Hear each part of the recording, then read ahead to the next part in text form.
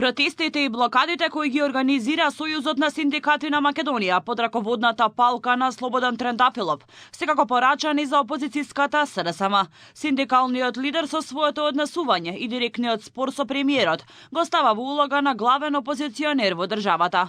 Многумина се сомневаат дека зад барањето на покачување на минималната плата на 600 евра стојат политички мотиви, а не синдикална борба за повеќе права.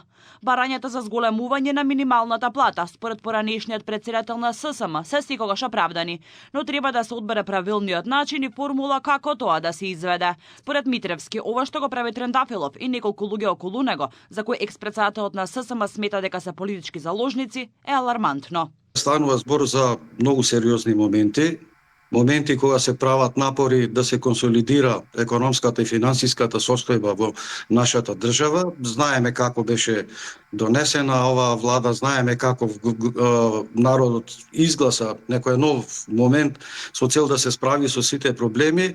Ова е очигледен обид за воведување на некој ново сценарио, нешто мислам дека по приликите на Србија, со цел да се привлечат поголем број незадоволни граѓани, не само синдикалци, не само работници, со цел да се предизвикуваат определени турбуленции кои може да имаат катастрофални последици за државата. Опозицијската СДСМ и нивниот лидер Венко Филипче по двата порази на парламентарните и на локалните избори се жедни за улични протести како единствен излез од кризата во која се наоѓа нивната партија. Се чини дека социјалдемократите се надеваат дека преку канализирање на било каков револт на улиците ќе им се подобри рейтингот на партијата.